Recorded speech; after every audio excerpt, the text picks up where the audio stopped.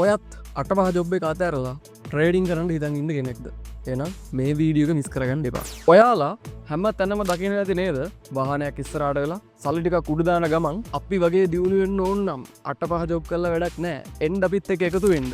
කිය නහයෙන් අටන සෙට් එකක්. ඒගොල්ලොන්ගේ වැඩේම ඔගොල්ලොන්ට සල්ලිම පෙන්වන ගමන් රැකියා කරන අය පහලටම දාන එකනේ. හැබැයි ඒ අයියලට අමතක වෙන පොඩි දේවල් ටිකක් තියෙනවා. එයාලට අමතක වෙනවා ඒ අයියා අර පණිවිඩේ ඔයාලට දෙන්න පාවිච්චි කරන ෆෝන් එකේ ඉඳලා එයා ඔයාලට පෙන්නන වාහනේ එයා අඳින ඇඳුම් ටික වගේම එයා පාවිච්චි කරන හැමදේම එයා ගැදට ආවේ රැකියා කරන මිනිස්සු නිසා කියන එක. ඒ විතරක් නෙමෙයි.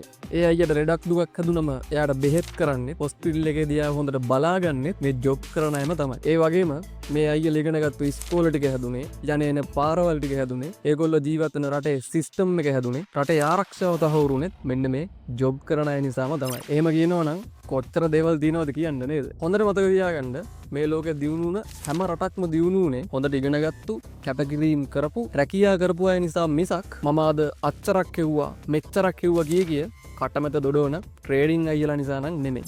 අනිත් එක තමයි මේ ට්‍රේඩින් හෝ ඉන්වෙස්ටිං ඇතුලේ තියෙන්නේ ආර්ථික විද්‍යාව.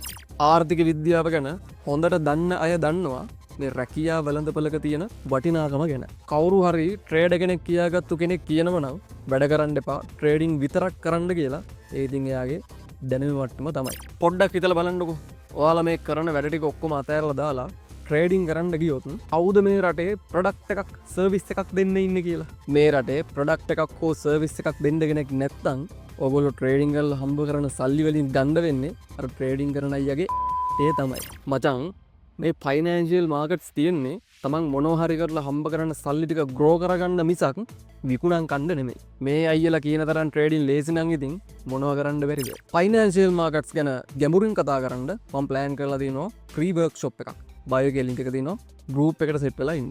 දැන් ඔයා තමන් කරන රැකියාව හෝ ව්‍යාපාරය අතහැරලා දාලා ෆුල් ටයිම් ට්‍රේඩින් වලට බහින්න හිතන් ඉන්නවනම් ඒ වැඩේ නම් කරන්න හිතන්නවත් එපා. මොකද රැකියා හා ව්‍යාපාර කරන අය මත තමයි මේ ලෝකේ පැවැත්ම රඳා පවතින්නේ. අර කටමැත දොඩවන ට්‍රේඩින් අයියට වැඩිය නම් ඔයාට හොඳ ගරුත්වයක් තියෙනවා. හැබැයි මතක තියාගන්න ඕනේ එක දෙයක් තියෙනවා.